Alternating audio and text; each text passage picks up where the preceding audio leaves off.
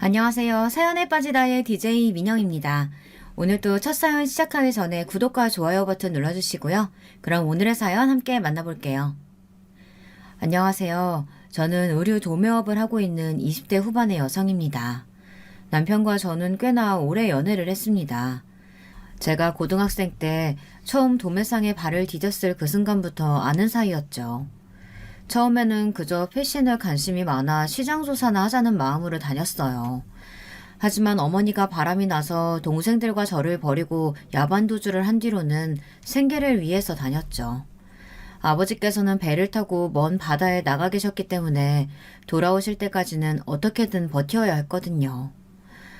어머니가 집에 돈이 되는 것은 하나도 남기지 않고 다 가지고 가셔서 어쩔 수 없는 선택이었다고는 하지만 그래도 도매상에 다니며 이것저것 배운 것도 많고 지금의 제가 이렇게 젊은 나이에 여러 개의 가게를 꾸릴 수 있는 것도 다 그때의 경험 덕분이니 제게는 나쁜 일은 아니었어요. 물론 그 당시에는 하루를 벌벌 떨면서 살았죠. 생각해보세요. 자고 일어나는데 어머니는 사라지고 집에 돈은 없고 어린 동생들은 어머니를 찾으며 울고 아직도 가끔 그날의 일이 꿈에 나오는데 그런 날이면 다시 잠들기가 힘들어요. 도매상에서 택배 일을 돕던 남편은 대학생으로 공무원을 준비한다고 하더군요. 3학년이 되면 공무원 시험을 쳐 졸업 전에 관세 공무원이 되는 것이 자신의 목표라고 했어요. 남편의 첫인상은 좋지 못했어요. 제가 일하는 곳에 물건을 실수로 잃어버렸던 사건이 터졌을 때 만났죠. 공부만 하던 사람이라 그런지 일머리도 없고 고지식하고 답답하더군요.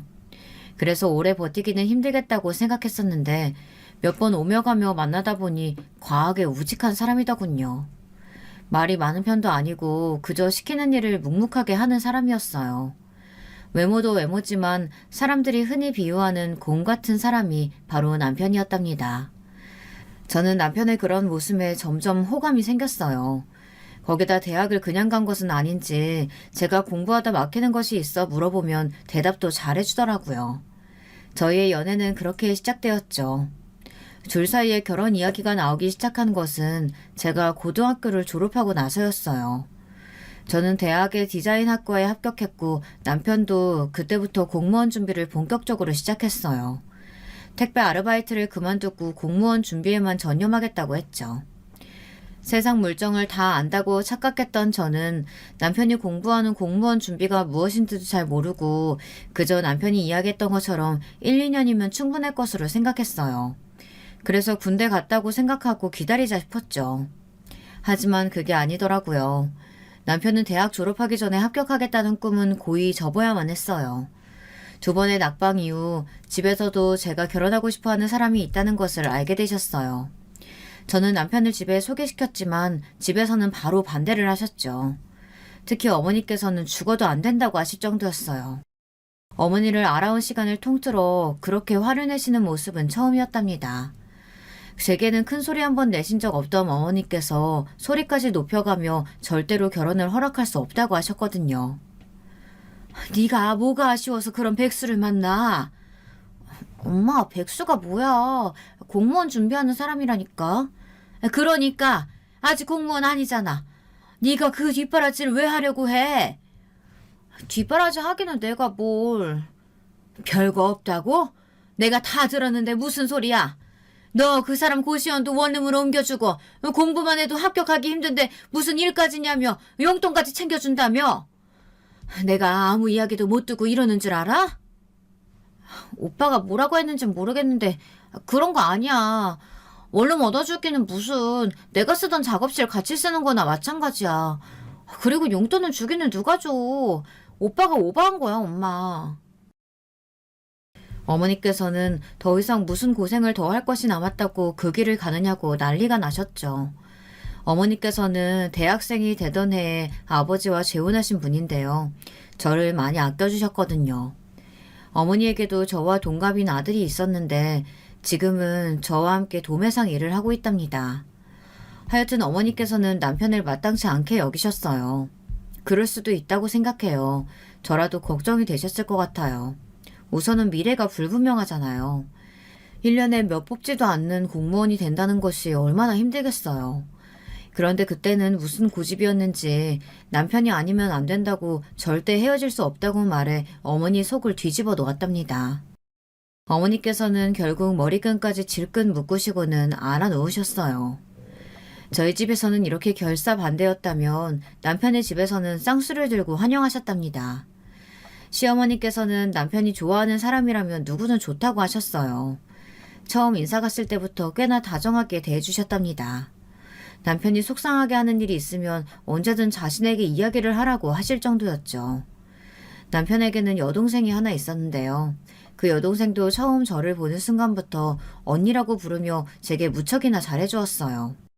당시에 저는 시어머니가 어떤 사람인지는 상상도 하지 못하고 그저 시댁에서 환영받아 다행이라고 생각했죠. 친정에서 남편과의 결혼을 허락하기까지는 꽤나 오랜 시간이 걸렸어요. 공무원 시험에 합격을 하고 나면 결혼을 허락하겠다는 전제 조건을 달아주시더군요. 저는 그것쯤은 금방이라고 큰 소리 쳤지만 그 이후로도 남편은 몇 번의 낙방을 면치 못했습니다. 그때마다 남편은 미안해서 죽을 것 같은 얼굴로 제게 사과를 했어요. 그런데 저한테는 이 사람이 공무원 시험에 합격하든 떨어지든 중요하지 않았어요. 저는 경제적으로 힘든 상황이 힘들어 남편이 벌어오는 돈만 손가락 빨면서 기다리는 것도 아니었거든요. 이미 고등학생 때부터 일하기 시작했기 때문에 어느 정도 기반도 있었고 돈도 꽤나 모아둔 상태라서 남편의 공부 뒷바라지가 부담스럽다는 생각이 들지는 않았답니다. 제가 바란 것은 남편이 자신이 원하는 꿈을 이루는 것이 전부였어요. 남편이 공부에 매달리는 동안 저는 시댁 식구들과 잘 지냈다고 생각해요. 기념일이나 집안 행사 때마다 빠지지 않고 얼굴을 비쳤죠. 드라마나 영화에서 보면 시집살이가 엄청나다고 하잖아요. 인스타에서도 그런 이야기들이 많고요. 그래서 저는 시댁 식구들에게 잘 보여줘서 나쁠 것 없지 않을까 싶어 예쁨 받으려고 나름 노력을 많이 했답니다. 시댁에서도 남편이 저를 만난 것은 행운이나 다름없다고 하시면서 저를 살뜰하게 챙겨주셨고요. 제가 기관지가 약해서 겨울에는 감기로 고생을 하는데 시어머니께서는 우리 며느리 아프면 안 된다고 도라지며 배며 기관지에 좋다는 것을 잔뜩 넣은 약을 보내주셨거든요. 제가 어릴 때부터 그런 것들을 많이 먹어서 이제 신물이 난다고 생각했는데 이상하게 시어머니께서 보내주신 것들은 저하고 잘 맞더라고요. 덕분에 겨울마다 달고 다니던 기침도 많이 좋아졌답니다. 이렇게 잘 지낸다고 생각했던 사이가 틀어진 것은 정말이지 한순간이더군요. 남편은 6번의 미끄러짐 끝에 공무원에 합격했어요. 저희 부모님은 물론 시댁에서도 무척이나 기뻐하셨죠. 남편은 제게 당장이라도 결혼하자고 했지만 시댁에서는 가진 것 없이 빈손으로 무슨 결혼이냐며 자리를 좀 잡고 하자고 하더군요. 저도 당시 일이 너무 바빠서 그렇게 하자고 했죠. 저는 정말이지 시댁에서 제게 미안한 마음이 들어 그렇게 나오는 줄 알았어요. 하루는 시어머니 생신이라 다 함께 저녁을 먹기로 했어요. 남편은 막 일을 시작한 상태로 정신없이 바빴죠.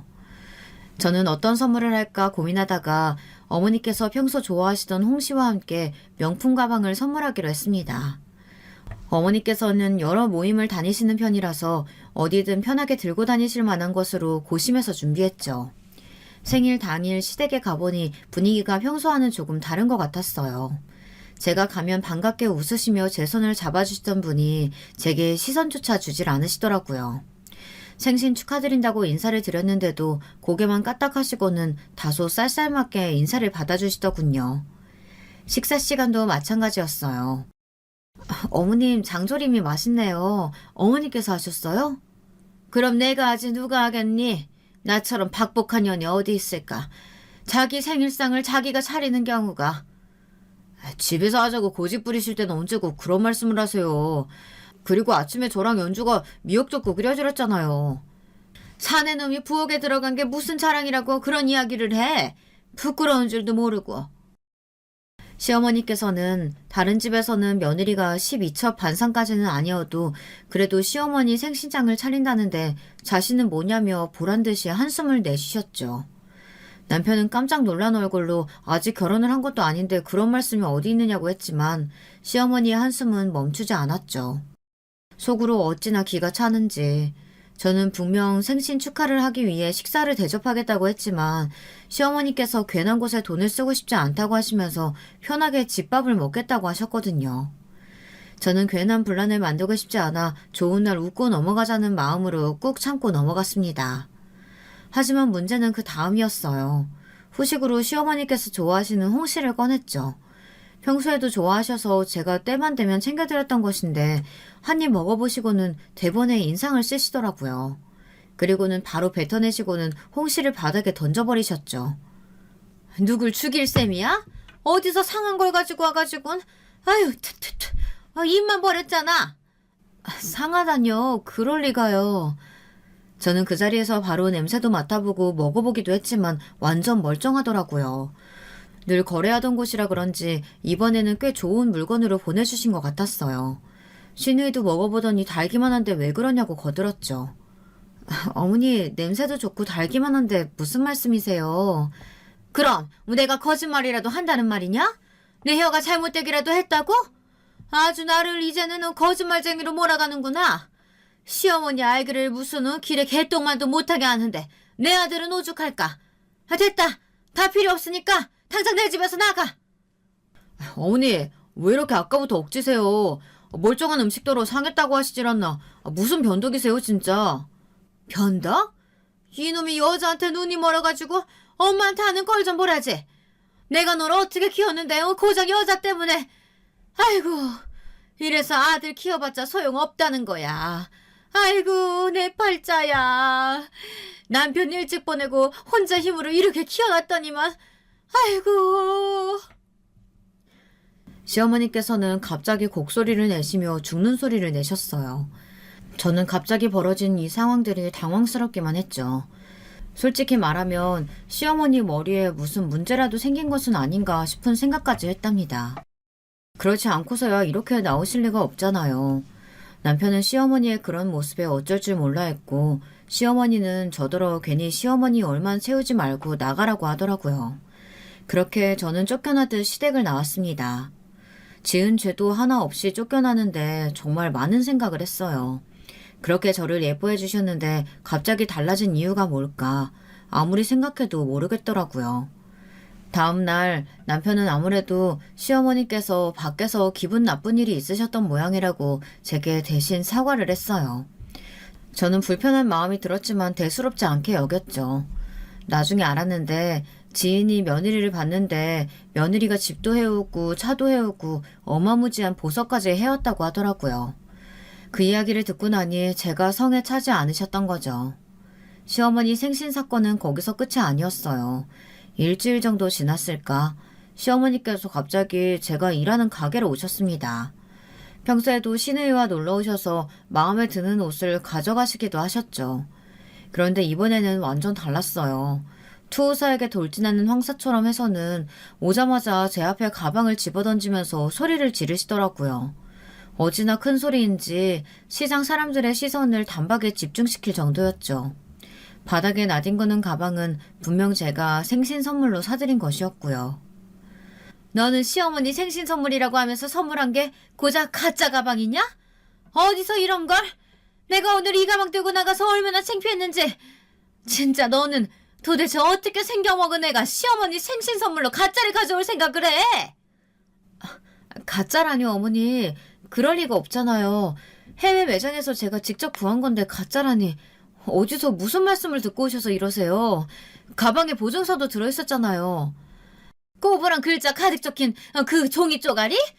그게 보증서인지 낙서인지 내 알 바 아니고 오늘 모임에 갔더니 이런 가방은 듣도 보도 못했다고 하면서 가짜에 아무 로고 붙인 티가 나도 너무 난다고.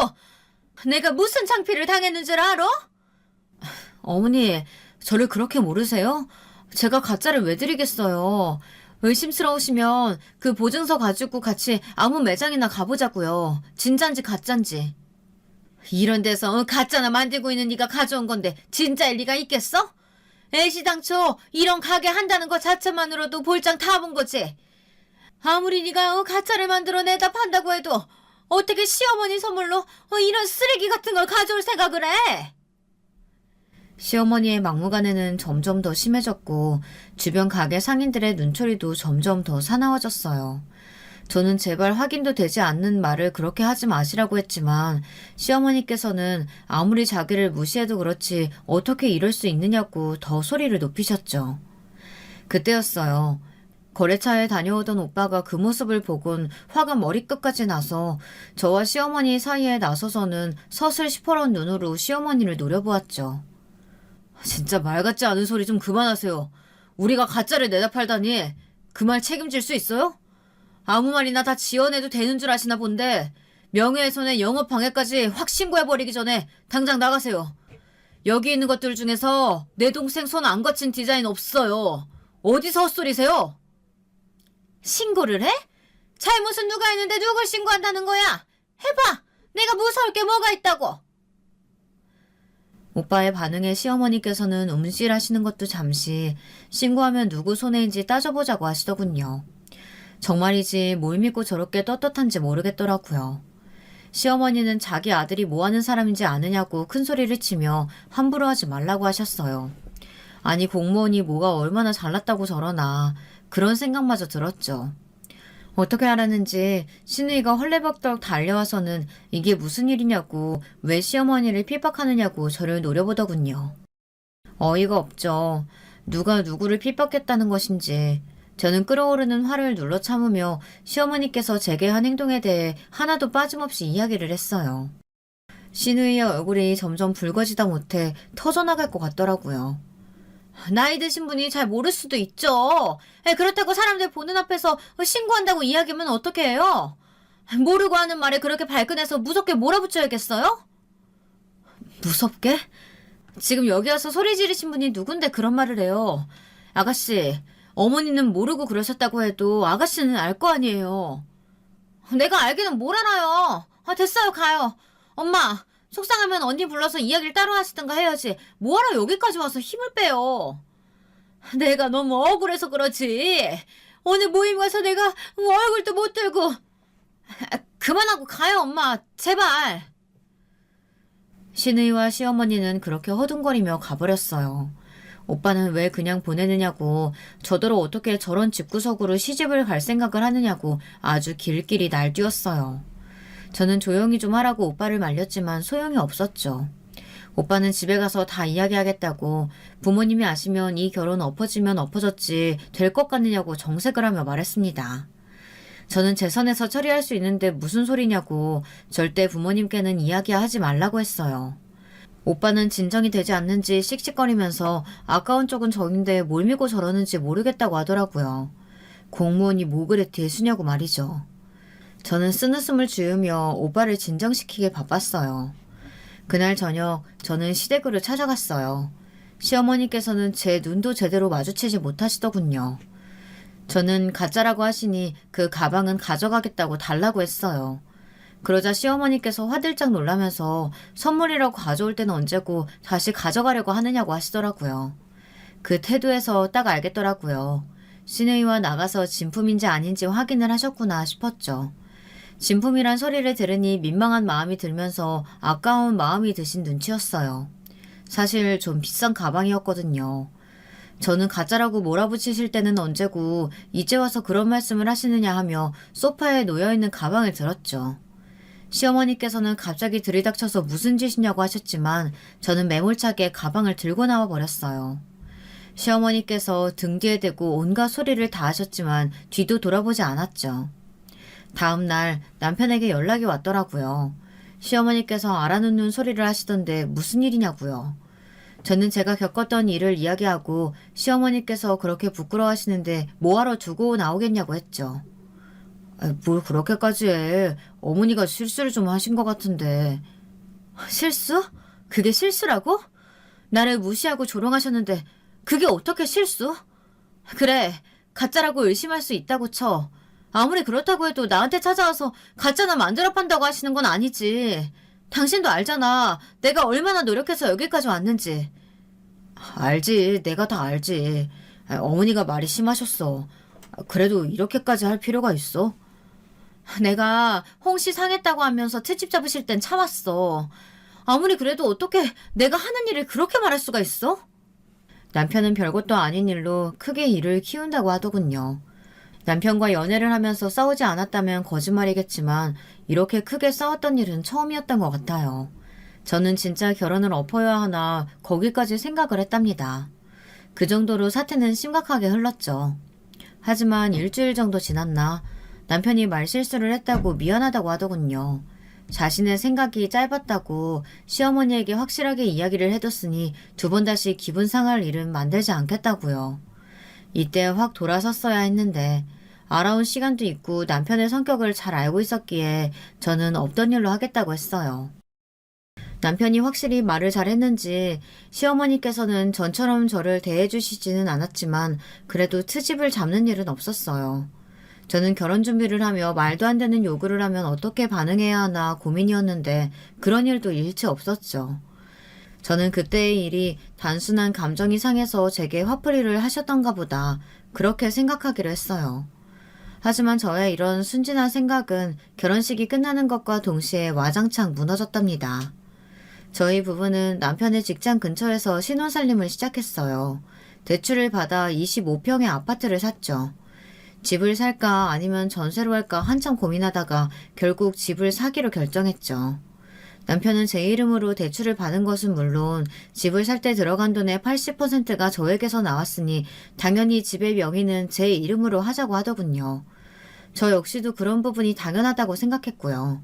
지금 생각해도 제 명의로 해두기를 참 잘했다 싶어요. 결혼을 하고 나니 달라지는 것들이 좀 있더군요. 지금까지는 제가 마음대로 행동하고 계획을 세워도 저 하나만 생각하면 되었지만 가족이 생기고 나니 생각을 좀 더 크게 해야 했죠. 거기다가 행사들은 왜 그렇게 많은지 연애할 때는 몰랐는데 막상 결혼해서 보니 제가 챙겨야 할 것들이 많더라고요. 그나마 다행이라면 돌아가신 시아버지를 비롯한 재산은 없었다는 거예요. 재산은 절에서 따로 지낸다고 하더라고요. 하지만 마른 하늘의 날벼락이라고 전혀 생각지 못한 일이 벌어졌어요. 시어머니께서 저를 집으로 부르시더니 갑자기 올해부터 제사를 지내겠다고 하시더군요. 남편이 결혼에 며느리도 들어왔는데 굳이 절에서 지낼 필요 있겠느냐고 말이죠. 이런 시어머니가 있다는 이야기 들었지만 제가 그런 시어머니를 만날 거라고는 생각도 못했어요. 어머니, 지금까지 제사는 한 번도 지내보신 적 없다고 하지 않으셨어요? 전에 저한테 그렇게 말씀하셨잖아요. 어머니도 시집와서 한 번도 해본 적 없다고 말이에요. 너랑 나랑 같아? 나야 하루 먹고 사는 게 힘들었고. 뭐야, 너 지금 시아버지 제사 지내기 싫다는 말이니? 그럼 이번 제사는 어머니께서 어떻게 하시는지 알려주세요. 저희 집은 기독교라 제사를 지내본 적이 없거든요. 제사 음식도 할 줄 모르고요. 어머니께서 보여주시면 제가 잘 보고 배웠다가 내년부터 할 테니까요. 뭐라고? 지금 시애미를 부려먹겠다는 거야? 설마요. 잘 모르니까 어머니께서 가르쳐 주셨으면 좋겠다 이거죠. 시어머니께서는 며느리가 되어서는 꾀만 부린다고 난리가 나셨지만 저는 들은 척도 하지 않았어요. 남편은 뭐하고 있었냐고요? 제사 이야기가 나올 거라고는 생각지도 못했는지 이도저도 못하고 눈치만 보고 있더니 겨우 한다는 소리가 있는 제사도 다들 없애는 판국에 무슨 제사냐고 한마디 거들더군요. 그것마저도 시어머니께서 우는 소리를 내며 그동안 제사를 지내지 못한 것에는 다 이유가 있었다고 하시자 시어머니를 달래기 바빴죠. 그렇게 어영부영 넘어가더니만 결국 시댁에서는 제사를 지내게 되었답니다. 제사 당일 시어머니께서는 잔뜩 준비를 하고 저를 기다리셨어요. 무엇을 찾아보셨는지 모르겠지만 온갖 재료들이 주방에 차고 넘치더라고요. 제사를 지내본 적이 없던 저로서는 시어머니께서 시키는 대로 해야 했죠. 저는 모르는 것들 뿐이라 하나하나 물어보면서 할 수밖에 없었답니다. 제가 일부러 그런 것은 전혀 아니지만 시어머니께서는 본인도 모르는데 제가 자꾸 물어보니 짜증이 나신 것 같았어요. 너는 도대체가 시집 온다는 애가 어떻게 친정에서 배운 게 하나도 없어? 말씀드렸잖아요, 어머니. 저희 집은 기독교라 제사를 지낸 적이 없다고요. 아무리 그래도 어떻게 아는 것이 이렇게 없어? 하긴 바람나 집 나간 엄마가 뭘 가르쳤겠어. 이래서 정상적인 가정에서 자란 아이를 데려왔어야 하는데. 시어머니의 말씀에 순간 눈에 불이 붙었어요. 친어머니에 대한 이야기는 제게 있어서 절대 손대서는 안 되는 부분이었거든요. 저는 하던 것을 내려놓고 벌떡 일어났습니다. 시어머니께서는 깜짝 놀란 얼굴로 저를 보셨고요. 저는 앞치마를 거칠게 벗고는 아무런 도움이 되지 못하는 것 같으니 가보겠다고 했어요. 시어머니께서는 지금 어딜 가느냐고 소리를 지르셨고 그 소리에 남편이 깜짝 놀라며 무슨 일이냐고 했죠. 어머니, 아무리 그래도 해서 되는 말이 있고 하시면 안 되는 말이라는 게 있는 거예요. 내가 틀린 말 한 것도 아니고 뭘 그렇게 발끈해서? 네가 이러는데 내가 어떻게 잔소리를 안 해? 당연히 가정교육이 엉망이란 소리 할 법도 하지. 저희 어머니가 바람나서 집 나갔다는 소리는 왜 하시는데요? 어떻게 그런 말씀을 얼굴색 하나 바뀌지 않고 하세요? 내가 내 입으로 말하겠다는데 네 눈치 보고 해야 되니? 어머니, 지금 무슨... 그만 좀 하세요. 그게 며느리한테 하신 말씀이세요? 남편이 얼굴이 하얗게 질려서는 시어머니께 그만 좀 하라고 소리를 질렀어요. 시어머니께서는 지어낸 말도 아닌데 뭐가 문제냐고 하셨죠. 남편은 할 줄도 모르는 제사를 왜 갑자기 지내겠다고 하셔서는 괜히 저한테 상처 주는 말을 하신다고 화를 냈어요. 시어머니께서는 오늘이 무슨 날인데 소리를 높이냐고 돌아가신 시아버지를 목 놓아 부르셨어요. 차라리 자신을 데려가질 그랬냐고 하시는데 어른께 할 말은 아니지만 가증스럽다는 기분까지 들었죠. 제사는 당연히 엉망이 되었어요. 남편이 겨우 말려서 그 자리를 박차고 나오지 못했죠. 잔뜩 굳은 얼굴로 음식을 만들었으니 제대로 된 것이 하나도 없었고요. 늦게 일을 마치고 돌아온 시누이는 개판에 가까운 제사상을 보고는 차라리 절에 모시는 것이 낫겠다며 집에서 이게 무슨 일이냐고 하더군요. 그 일이 있고 나니 저는 시댁으로 가는 것이 너무 싫고 짜증이 나더라고요. 가서 또 무슨 소리를 들을까 싶어서 가는 것이 꺼려졌죠. 그래도 어쩔 수 없는 상황이라는 게 있잖아요. 가령 남편 생일 같은 거요. 남편 생일날 저희 부부는 시댁 식구들과 함께 저녁을 먹기로 했어요. 평소 남편이 좋아하는 한식당을 예약해서 다 함께 모였죠. 시어머니께서는 뭐 대단한 일 하느라고 코빼기도 보이지 않느냐고 한 소리 하셨지만 저는 대꾸도 하지 않고 가만히 앉아 있었어요. 남편이 분위기를 풀어보려고 이런저런 이야기를 했지만 저와 시어머니 사이는 좀처럼 풀리지 않았답니다. 그때였죠. 평소 남편이 좋아하는 시금치가 너무 맛있게 잘 되었기에 먹어보라고 남편 앞으로 반찬을 밀어주었어요. 그러자 시어머니께서는 못마땅한 목소리로 말씀하셨죠. 너는 네 남편 마른 게 눈에 들어오지도 않니? 다른 집은 결혼하면 남편들이 배가 나와서 걱정이라는데 네 남편 좀 봐라. 바싹 말라가지고. 도대체 뭘 챙겨 먹이기는 하는지. 그런 남편 앞에 고작 풀떼기가 내밀어서? 왜 그러세요, 어머니? 제가 좋아하는 음식이라고 챙겨주는데. 아이고, 이 미련한 거. 네가 자꾸 뭐든 다 좋다고 허허하니까 자꾸 뒷전으로 밀려나잖아. 아니, 둘 사이에 아이가 있는 것도 아닌데 남편 내조 좀 자라나는 게 그렇게 어려워? 이가 이번에 건강검진 결과 콜레스테롤 수치가 높아서 고기는 한동안 좀 가려야 한다고 나왔거든요.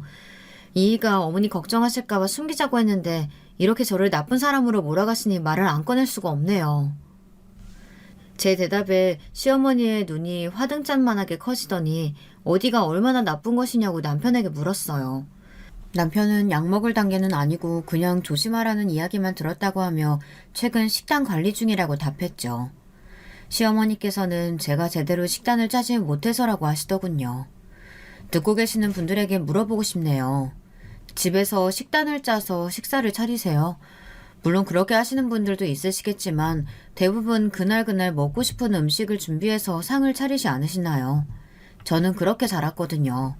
저는 발끈해서 한마디 하려고 했지만 남편이 먼저 나서서 학교도 아니고 무슨 식단이냐고 알아서 잘 관리할 테니 그만 이야기하시라고 했죠. 시어머니께서는 남편이 나서서 화제를 돌리자 더 이상 아무 말씀도 하지 않으셨고요. 그렇게 최악의 분위기 속에서 식사를 마쳤답니다. 시어머니께서 저희 집을 자신의 집처럼 드나들기 시작한 것도 그날 이후였어요. 남편의 건강이 걱정이 된다고 하시며 콜레스테롤이 좋다는 음식들을 바리바리 싸들고 집으로 찾아오셨죠. 냉장고를 가득 채우시는 것으로도 모자라서 출처도 알 수 없는 약들까지 가져오셔서는 저더러 아침 저녁으로 먹이라고 하셨답니다. 저는 병원에서 권해준 식단대로 잘 먹고 있다고 말씀드렸지만 요지부동이었어요. 툭하면 자꾸 찾아오는 시어머니 때문에 스트레스를 받는 것은 저였죠. 냉장고가 터질 것 같으니 이제 그만 반찬을 챙겨달라고 말씀드렸지만 그럴수록 시어머니께서는 더 화를 내셨어요. 아니, 내가 음식 가져다 준 게 언젠데 아직도 다 안 먹었어. 너 집에서 너희 남편 굶기니? 밖으로만 나돌아다닌다고 남편이 집에서 밥을 먹는지 굶는지 안중에도 없어? 어머니, 그이도 저도 일주일에 집밥을 먹어봤자 몇 번을 먹는다고요. 두 사람이서 사는데 어머니께서 가져다 주신 음식이 어디 하루 이틀 만에 다 먹을 수 있는 양인 줄 아세요? 시어머니가 음식 해다가 주면 감사합니다 하고 절을 해도 모자를 판과게 지금 반찬 많다고 타박하는 거니? 타박이 아니라요. 음식 해주시는 것은 너무 감사한데 저희가 먹는 양에 비해서 너무 많다고요. 그런데도 어머니께서 자꾸만 화를 내시잖아요. 시어머니께서는 냉장고에서 꺼내 먹는 것도 제때 못하느냐고 저를 한심하다는 듯 보시더니 당연히 비워져 있어야 할 반찬통이 그대로인데 어떻게 말을 안 할 수 있느냐고 화를 내셨어요. 저는 아무리 설명을 해도 같은 말만 하시는 시어머니에게 점점 지쳐갔어요. 벽을 두드리는 그런 기분이라고나 할까요? 그런 점은 시어머니도 비슷했던 모양이에요. 제가 말이 통하지 않는다고 짜증을 내시더니 냉장고에 들어있는 반찬들을 꺼내 싱크대에 버리기 시작하셨죠. 너무 어이없는 광경이 눈앞에서 일어나자 아무것도 못하겠더라고요. 그중에는 친정어머니께서 보내주신 김치도 있었어요. 남편이 친정어머니 김치가 맛있다고 해서 받아온 것이었거든요. 저는 급하게 김치통을 여는 시어머니를 만류하며 그만 좀 하시라고 했어요. 이 김치 내가 해준 것도 아닌 것 같은데 딱 보니까 친정에서 보내주셨나 보구나. 어쩐지 내가 김치 준다고 했을 때 괜찮다고 하더니만. 왜? 내 김치는 입에 안 맞디? 안 맞으면 네가 맞춰야지. 이게 뭐 하는 짓이야? 우리 아들이 내가 해준 김치 얼마나 좋아하는데. 그이가 저희 어머니 김치 맛있다고 좀 담아달라고 해서 받아온 김치예요. 제 대답에 시어머니의 얼굴이 삽시간에 굳더니만 이내 어디서 거짓말을 하느냐고 소리를 지르셨죠. 저는 진짜라고 말하며 남편에게 물어보셔도 된다고 했지만 시어머니께서는 입만 열면 거짓말을 하는 저에게 너무 실망스럽다고 하시면서 반찬통을 주방 바닥으로 던지셨어요. 반찬 국물이 사방으로 튀며 주방을 난장판으로 만드시고는 그대로 나가버리셨죠. 저의 인내심은 그날 끊어져 버린 것이나 다름없었습니다. 저는 남편에게 이런 식으로 행동하시는 시어머니를 이해할 수 없다고 말했고 남편 역시 미안하다는 말 외에는 할 말이 없다고 하며 제게 용서를 빌었죠. 저는 만약 이런 일이 한 번만 더 있으면 결혼이고 뭐고 다 그만두겠다고 엄포를 놓았어요. 그리고 그날은 생각보다 일찍 찾아왔죠.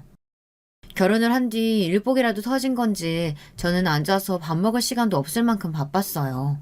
거래처도 많이 늘었지만 무엇보다도 다른 매장을 새로 내기로 결정했거든요. 집에 들어오는 날보다 가게에서 보내는 날이 더 많아지면서 남편에게 미안한 마음이 들더라고요. 하지만 남편은 그런 저를 응원한다고 하며 전혀 미안해할 필요 없다고 말해주었어요. 덕분에 저는 더 힘을 내서 일에 몰두할 수 있었고요. 문제의 그날 저는 3일을 가게에서 보내는 바람에 잔뜩 지친 상태였어요. 아침을 준비하면서 집안이 좀 이상하다는 생각이 들었지만 저는 기분 탓이라고만 생각했죠. 여기저기 제가 모르는 물건들이 놓여 있었지만 잠이 더 고팠던 저는 나중에 일어나서 생각하자는 마음에 남편이 나가자마자 그대로 침대에서 기절해 버렸어요. 잠결이지만 저희 집 현관 비번을 누르는 소리가 들리더라고요. 저는 잠결에 잘못 들었다고 생각하고 다시금 잠을 청했어요. 하지만 제가 잘못 들은 것이 아니더라고요. 몇 번이나 더 반복적으로 비번을 누르는 소리가 들리더니 이내 벨이 울렸어요. 집에 오기로 한 사람이 없었기 때문에 저는 귀찮은 마음에 꿈쩍도 하지 않았답니다. 가만히 있으면 알아서 가겠지 싶었거든요. 그런데 포기를 모르는지 벨소리가 멈추지를 않더라고요. 결국 저는 지친 몸으로 일어나 문을 열었죠. 저는 문을 열고 진짜 소리를 지를 뻔했어요. 상상하지도 못했던 사람이 잔뜩 화난 얼굴로 현관에 서 있더라고요. 시어머니였죠. 현관 비밀번호 바꾸기라도 한 거야? 왜 문이 안 열려? 혼자 있어서 잠금 버튼 눌러뒀거든요. 그나저나 어머니 연락도 없이 무슨 일이세요? 저희 집 비밀번호는 어떻게 하시고요? 대낮에 위험할 게 뭐가 있다고 문을? 유난이다 유난이야. 그리고 내가 내 아들 집 현관 비밀번호도 모를 줄 알았니? 당연히 모르셔야죠. 그이가 알려주던가요? 언제요? 시어머니께서는 보름 전 제가 출장을 간 사이에 저희 집에 굴을 가져다 놓으려고 남편에게 물어보셨다고 하더군요.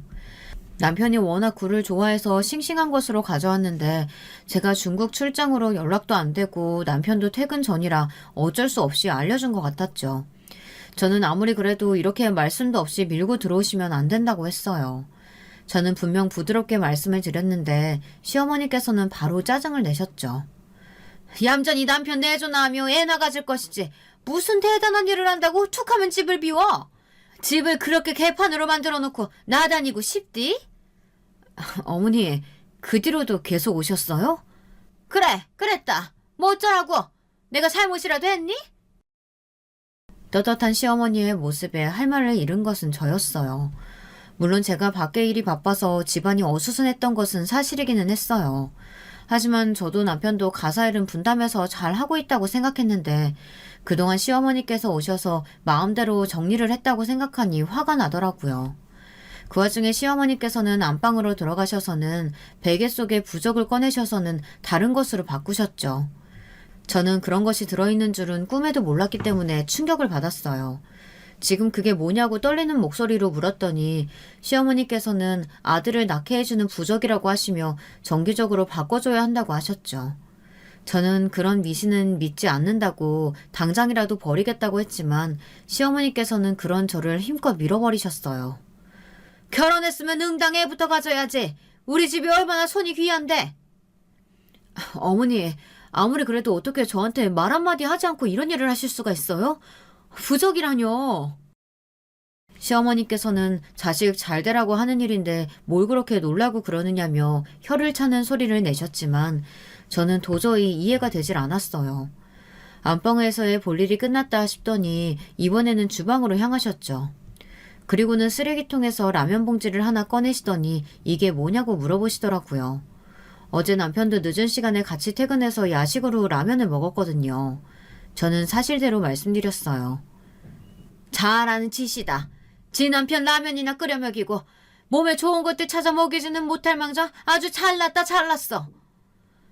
그이도 저도 너무 피곤해서 그냥 라면 먹은 걸 가지고 이렇게 화내실 일이에요?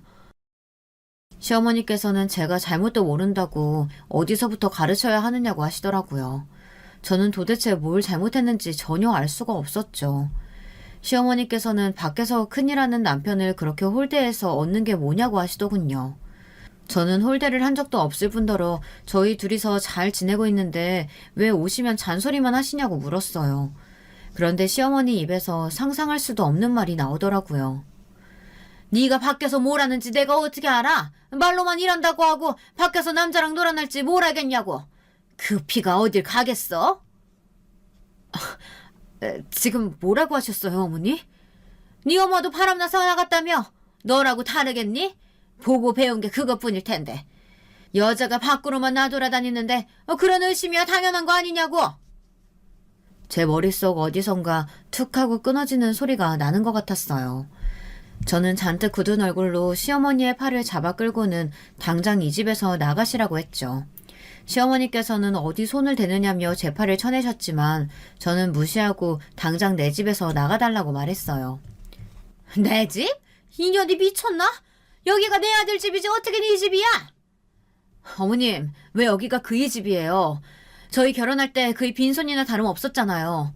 가구며 전자제품이며 제가 대부분 다 했는데 무슨 말씀이세요? 당연히 제 집이죠.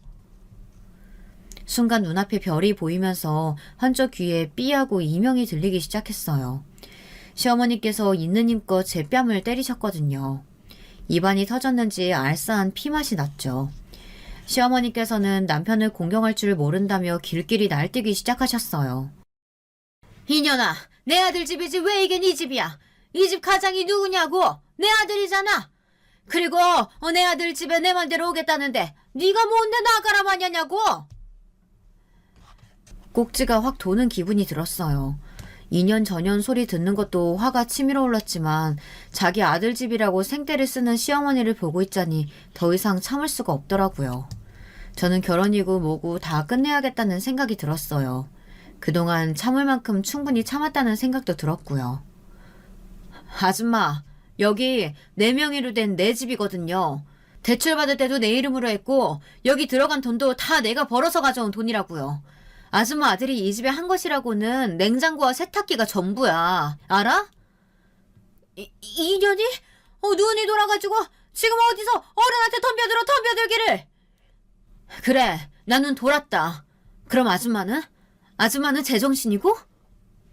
이미 분노로 머릿속이 하얗게 되어버린 저는 시어머니를 아줌마라고 부르면서 당장 내 집에서 나가라고 말했어요. 저의 이런 말에 시어머니께서는 금방이라도 쓰러지실 것처럼 온몸을 부르르 떨며 미쳤다는 말만 반복하셨죠. 그리고는 대뜸 당장 머리 받고 빌라고 하시더라고요. 저는 코웃음을 치며 제가 왜 그래야 하느냐고 대꾸했어요. 아줌마, 당장 나가. 지금 내 집에서 안 나가면 무단 침입으로 확 경찰 부를 테니까. 내가 못할 것 같아? 이런 무례한. 아무리 보고 배운 게 없어도 시어머니한테 아줌마라니. 시어머니? 당신이 왜 내 시어머니야? 내가 어머니 불러주니까 진짜 어머니라도 된 줄 아는 것 같은데. 아줌마, 나 당신 아들이랑 아직 혼인신고도 안 한 사이야. 알아? 저의 폭탄 선언에 시어머니께서는 그 자리에서 한 발자국도 움직이지 못하셨어요. 떨리는 목소리로 혼인신고를 왜 안 했느냐고 되물어보셨죠. 저는 팔짱을 끼며 태연하게 말했어요. 남편이 바쁘다는 핑계로 좀 미루자고 해서 미루고 있었다고 말이죠. 시어머니께서는 떨리는 목소리로 그럴 리가 없다고 했지만 저는 그 자리에서 바로 남편에게 전화를 걸었어요. 그리고는 스피커폰으로 남편에게 물었죠. 우리 혼인신고 언제 하러 가? 그게 뭐가 급하다고 그래. 좀 천천히 하자, 천천히. 나 바쁘니까 나중에 이야기해. 시어머니는 그제야 저희 부부가 결혼만 했지 법적으로는 아무런 사이가 아니라는 것을 알게 되셨어요. 시어머니는 넋이 나간 사람처럼 가만히 계셨죠. 제가 나가라고 하는 말이 시어머니 귀에는 전혀 들리지 않는 것 같았어요. 저는 시어머니를 그대로 밖으로 내보내고 문을 닫으려고 했어요. 그러자 갑자기 시어머니께서 저를 밀치시고는 무슨 수작을 부렸기에 남편이 저렇게 나오느냐고 하셨죠. 저는 수작도 없었고 서로 바빠서 시간을 낼 여유가 없었을 뿐이라고 했어요. 하지만 시어머니께서는 분명 무슨 음모가 있는 것이 분명하다고 제게 무슨 생각으로 그런 일을 꾸미느냐고 말도 안 되는 억지를 쓰셨어요. 결국 저는 경찰에 전화를 해야만 했죠. 곧 경찰들이 도착했고 저는 불법 주거 침입이라고 말하며 시어머니를 끌고 가달라고 말했어요. 시어머니께서는 내 아들 집에 왔을 뿐인데 며느리가 시어머니를 신고했다고 난리를 치셨지만 소용이 없었죠. 경찰서에 가서도 시어머니께서는 욕을 하시며 저를 때리려고 하셨어요. 곧 남편이 땀을 뻘뻘 흘리며 경찰서로 왔습니다. 시어머니께서는 무슨 구세주라도 만난 것처럼 남편을 붙들고 하소연을 하셨죠. 남편은 이렇게까지 할 필요가 있느냐고 하더군요. 순간 결혼 전의 사건이 생각나더라고요. 그때도 이렇게까지 할 필요가 있느냐고 남편이 말했었는데 말이에요. 나도 참을 만큼 참았고 내가 당신이나 당신 어머니한테 잘못한 거라고는 하나도 없거든. 나도 잘 지내고 싶었지만 어쩔 수가 없네. 더 이상은 내가 당신 어머니 며느리로 못 살 것 같으니까 정리하자. 정리하자라는 말이 어떻게 그렇게 쉽게 나와. 아니 어머니 입장에서는 그저 나랑 당신이 걱정이 되니까. 우리 엄마 아빠가 당신 걱정된다고 말 함부로 하시는 거 봤어? 우리 부모님이 내 걱정 핑계로 당신한테 싫은 소리 한 번이라도 하신 적 있으시냐고. 그냥 좀 한 귀로 듣고 흘리면 될 일을 가지고 너무 크게 일을 만드니까. 그러니까 나는 당신이 말한 것처럼 못 살겠으니까 그냥 정리하자고. 당신 짐은 내가 싸서 보내줄게. 당신이 결혼하면서 가져온 것들은 내가 돈으로 쳐서 입금시켜 줄 테니까 그냥 여기서 깔끔하게 갈라서자. 남편은 무슨 말도 안 되는 소리를 하느냐고 저를 붙들었지만 저는 뒤도 돌아보지 않고 경찰서를 나왔어요. 그 뒤로 몇 번이나 남편이 다시 이야기를 좀 하자고 했지만 저는 거절했죠. 들을 말도 없었고 할 말도 없었거든요. 남편도 지치는지 더 이상 연락이 오지 않더군요. 그렇게 저희는 이별을 했습니다. 그날 이후로 남편을 만난 적도 시댁 사람들과 부딪힌 적도 없죠. 대출이 걸려 있어서 당장에 이사를 할 수도 세를 줄 수도 없는 상황이라 우선은 동생에게 쓰라고 하고 저는 가게 근처 원룸에서 지내고 있습니다. 현실에서 도피할 목적은 아니지만 일에 좀 더 많은 애정을 쏟고 있죠. 제 이야기를 지금까지 들어주신 여러분, 남편의 말처럼 별일 아니다 생각하고 그냥 귀 닫고 살았어야 했을까요? 여러분들의 생각이 궁금하네요. 여러분, 두 번째 사연 시작하기 전에 좋아요, 구독 꼭 눌러주실 거죠? 그럼 두 번째 사연 바로 시작합니다. 안녕하세요. 저는 40이 넘은 여성입니다. 유튜브 보면서 이것저것 찾아보다가 사연 유튜브 보고 제 사연도 보내보고 싶어서 쓰고 있어요. 시댁하고 좀 황당한 일을 겪었거든요. 전 지금 서울에 살고 있고요. 그리 경제적으로 막 부유한 편은 아니지만 그래도 맨손으로 시작한 것 치고는 제법 열심히 잘 살고 있다고 생각합니다. 남편도 워낙 성실하고 부지런한 사람인데다 우리가 저축도 열심히 하고 재테크도 열심히 했거든요.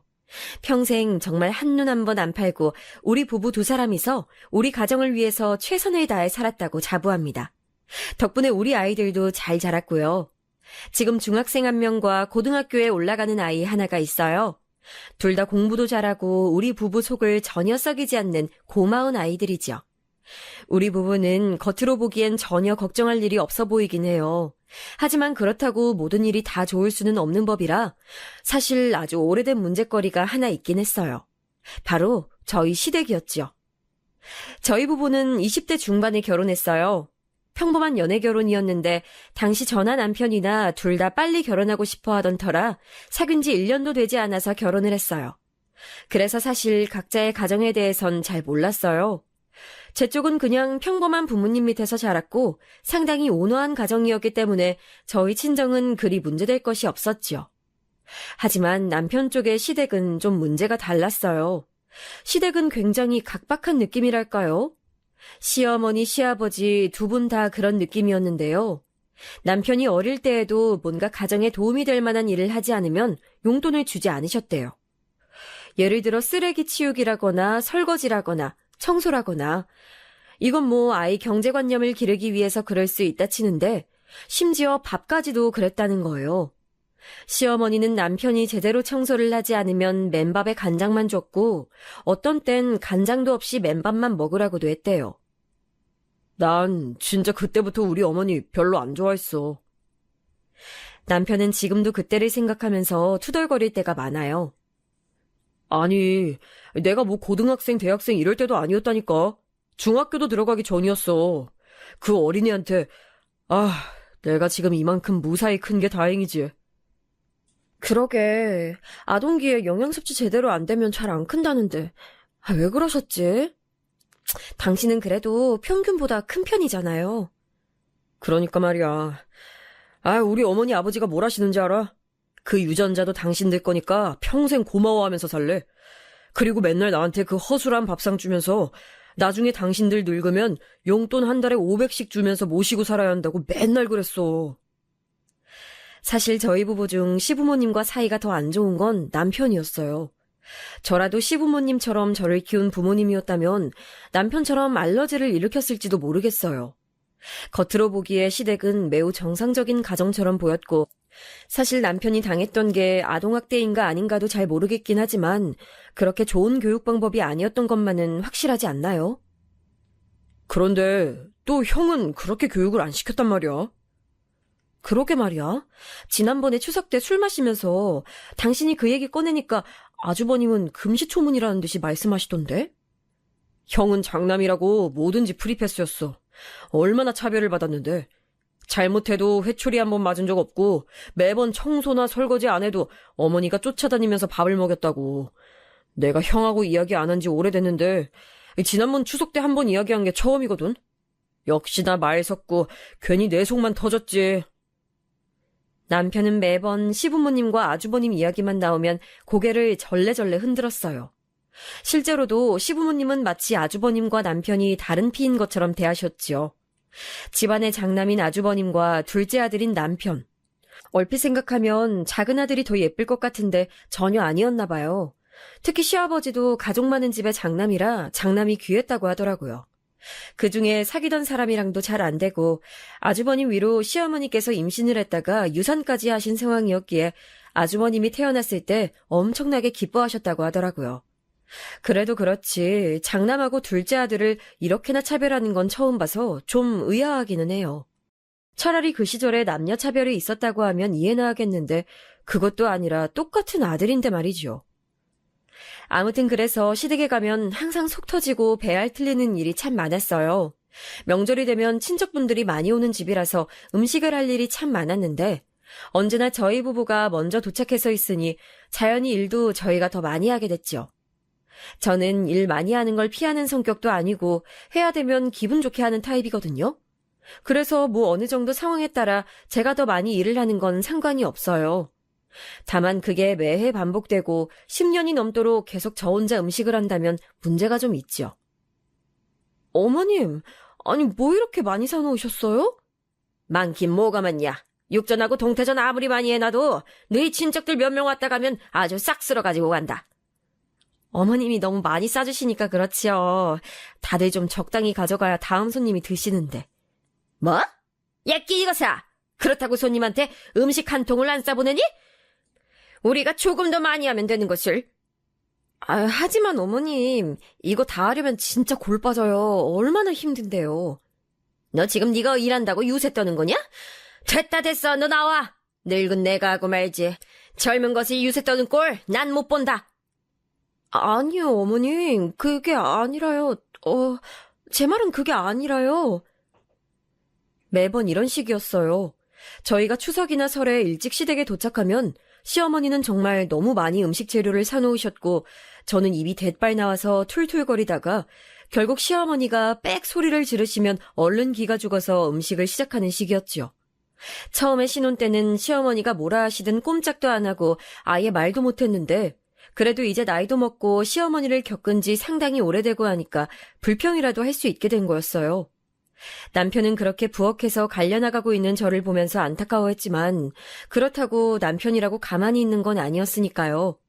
평상시 시부모님 두 분이서만 살아서 손 못 대고 살던 여러 가지 힘쓰는 일이나 귀찮은 일들을 죄다 남편이 왔을 때 시켰어요. 하다못해 뒷베란다 하수구 막힌 걸 뚫는 것도 그랬고 안방 전구를 가는 거라든가 화장실 곰팡이 제거제 바르는 것까지도 그랬죠. 시댁에만 가면 저희 부부는 엉덩이를 붙이지도 못했어요. 저희 아이들을 데려갔더니 아이들까지도 일을 시키려고 하셔서 기겁을 하고 애들은 아예 시댁 갈 때는 데려가지도 않았어요. 아니면 데려갔다가도 바로 나가서 놀라고 용돈을 줘서 내보내든가요. 애들 그런 식으로 키우면 안 된다. 평소에 일도 시키고 혼도 내고 해야 빠릿빠릿해지는 거지. 애비를 내가 그렇게 키워서 저렇게 모든 일을 잘하게 된 거잖아. 너희 애들 너무 둔에 빠지고 일을 못해. 아유, 어머님. 집에서는 애들이 지들 먹은 거 직접 설거지도 하고 집 청소도 하고 잘해요. 근데 명절에 할아버지 할머니 댁 왔으니 나가서 놀라고 하는 거죠.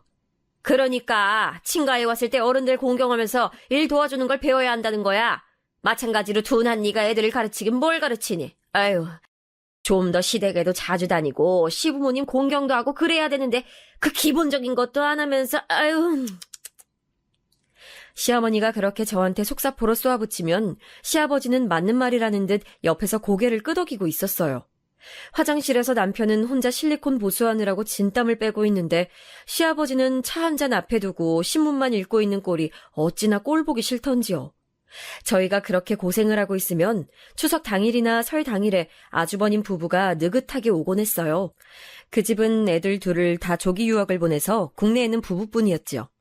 아침상까지 다 봐서 힘들게 해놓고 나면 그제서야 아주버님과 형님이 고개를 들이밀고 생글거리면서 시부모님한테 인사를 하곤 했죠. 어머 동서, 이번에도 정말 맛있는 거 많이 했네? 네. 아유 얘 둘째는 한 것도 없다. 내가 준비 다 해놓은 거 좀 돕기만 했다. 내가 다 했어.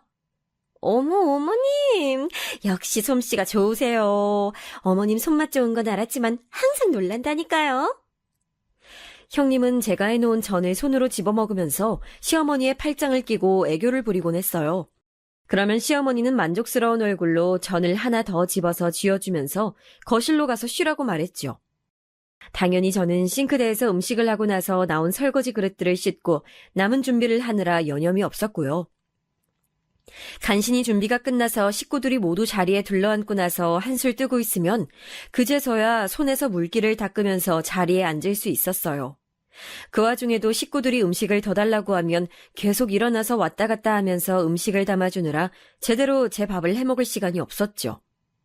근데 일어서서 정신없이 움직이는 저를 보면서 형님이 한마디를 했어요. 동서. 나이도 아직 많지 않은데 멋 좀 내고 살아라. 지금 입은 거 그것도 홈쇼핑 옷이지? 홈쇼핑 옷이 질도 좋고 값도 싸요, 형님. 그런 걸 입으니까 아줌마 같아 보이지. 아직 나이도 그리 많지 않으면서 어째 저럴까 몰라. 도련님은 동서 그렇게 후지고 입고 다녀도 괜찮대? 형님은 항상 제 옷차림을 지적하기도 했어요. 저와는 달리 멋도 많이 내고 얼굴이 정말 예쁜 여전히 날씬한 처녀 같은 형님 모습에 제 아줌마 같은 모습이 의식될 때도 있었죠. 저는 가정주부로서 이런 제 모습이 부끄럽진 않았지만 동시에 조금 형님과 비교돼서 기가 죽는 것은 있었어요. 아주버님과 형님은 차를 마시면서 시부모님한테 온갖 아부와 애교를 떨어댔어요.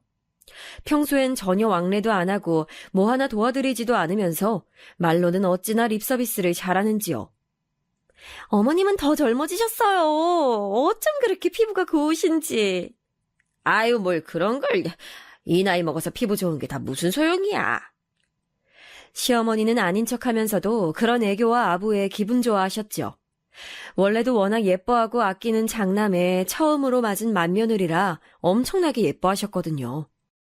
뭐 예뻐하실 순 있어요. 다만 시어머니와 시아버지 모두 아주버님 부부에 대한 애정 때문에 계속 재산을 나눠주셔서 문제였지요.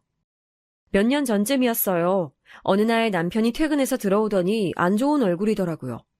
너무 표정이 안 좋아서 무슨 일 있었냐고 물었더니 남편이 마른 세수를 하더군요. 정말 짜증나네. 왜 그러는데? 회사에서 무슨 일 있었어? 아니, 회사가 아니라 우리 집. 왜? 어머님하고 아버님이 또 뭐라고 하셨어? 아니, 그런 건 아닌데 그거보다 더 큰 문제야. 아버지가 또 형한테 5천만 원 주셨대. 또? 지난번에도 3천인가 주셨잖아. 그전에도 1억 주셨고 또 그전에도 작은 빌라 하나 있는 거 명의 넘겨주셨지. 아주 시간 지날수록 우리가 받을 것까지 다 주실 것 같아. 남편은 답답한지 한숨을 쉬었어요. 사실 그건 저도 마찬가지였죠. 아니, 부모님이 자기 재산을 자식한테 주는 거야 좋아요. 하지만 자식이 둘 이상일 때는 적어도 둘 사이에 감정이 상하지 않을 정도로는 배려를 해주셔야 하는 거 아닐까요? 시댁에 아무런 도움도 주지 않는 아주버님 댁은 그저 장남이라는 이유 하나로 계속해서 돈을 대주고 계셨어요. 언젠가 남편이 거기에 대해서 항의를 한 적이 있었는데 시아버지와 시어머니는 정말 코웃음도 치지 않으시더라고요. 넌 회사 다니는 월급쟁이잖니? 너희 회사 작아도 튼튼하잖아. 그게 무슨 상관이에요. 아니, 이건 너무 형평성에 어긋나지 않냐는 거예요. 네 생각엔 형하고 네가 똑같이 재산 나눠받아야 한다고 생각하는 거야? 똑같이가 아니더라도 적어도 제 몫은 있어야 하잖아요. 그런데 형은 계속 너무 많이 돈을 받아가는데 저만 멍청이 되는 것 같다고요. 무슨 말을 그렇게 심하게 하니? 너희 형은 사업하잖아. 원래 사업하는 사람은 자금도 필요하고 돈이 가끔 묶여서 안 돌기도 하는 거야. 그러니까 융통을 해주는 거지. 그럼 부모가 돼서 자식한테 그 정도도 안 하겠니? 빌려주는 것도 아니고 아예 주시잖아요. 그러니까 문제죠. 결국 크게 되는 건 사업하는 사람이다. 거기다 걔들은 애들까지 공부 잘해서 조기 유학 보냈지 않아. 너희나 너희 애들이나 결국 형하고 조카 덕 볼 날이 올 게다. 어려워지면 결국 거기다 기대게 될 거야. 하지만 그래도 그렇다고 해서 어머니 아버지 재산이 죄다 빠져나가는 걸 보고만 있을 수는. 너 지금 유산 때문에 이러는 거잖아. 예끼놈, 부모가 멀쩡히 살아있는데 유산 탐을 내서 형을 시기하다니 대체 무슨 짓이야? 이렇게 남편은 도리어 혼나고 오기만 했어요. 전 너무 답답해서 가슴을 치기도 했지만 그래도 손대는 사업마다 망하는 아주버님네보다는 우리 사정이 100번 나았기 때문에 남편을 붙들고 위로했죠. 형님네는 계속 망하고 있잖아. 그렇게 돈을 받아도 여태 월세 전전하면서 못 벗어나고 있는데 우린 그래도 작은 집이라도 한 칸 마련했고. 진짜 속상하다. 어쩌겠어. 그냥 우리는 우리 노릇만 하면서 살자. 어차피 우리 인생은 여태까지 우리가 알아서 살아왔잖아. 그래, 그래도 내가 당신 만나서 여태 잘 살아왔지. 아니었으면 정말 형하고 부모님한테 돈 다 뺏기고 거지로 살았을지도 몰라. 실제로 남편의 말대로 시부모님은 남편이 젊었을 시절 회사에 들어가서 월급을 받기 시작하자마자 일정 금액을 달라고 하셨다고 해요. 그게 그냥 부모님께 드리는 용돈 정도였으면 당연히 이해할 수 있는데 아예 생활비를 달라고 하신 거였죠. 생활비도 아주 많이요. 당시 남편은 아직 젊었고 시부모님한테 어릴 때부터 계속 시달리며 뭐든지 부모님이 원하는 대로 해주는 게 당연하다고 교육받으며 커온 터라 거의 월급의 80% 이상을 그대로 부모님께 갖다 드렸다고 하더라고요. 나머지 돈으로 마치 용돈 맞는 대학생처럼 생활했다고요. 그나마 저하고 연애를 하면서 그게 좀 이상한 상황이라는 사실을 알게 됐고 자기 돈을 지키려고 애쓰기 시작했죠. 하지만 저하고 결혼하면서 트러블이 생겼죠. 결혼이 결정되어 인사를 드리러 갔을 때 시부모님은 결혼 후에도 당연하다는 듯이 합가한 후 여전히 월급의 80% 이상을 시부모님께 드리고 일도 제가 다 하면서 살아야 한다고 하셨어요. 그래야 결혼을 허락하겠다고요. 그때 제가 대놓고 대들었던 게 생각이 나네요. 아버님, 어머님, 전 그렇게 못해요. 새파랗게 젊은, 아니 어리다고 할 수 있는 20대 중반 여자애가 당돌하게 정색하고 말했으니 황당하셨을 수도 있어요. 하지만 전 여기서 물러나면 정말 평생 호구 잡히겠구나 싶어서 그 자리에서 얘기를 할 수밖에 없었어요. 전 그렇게 못해요.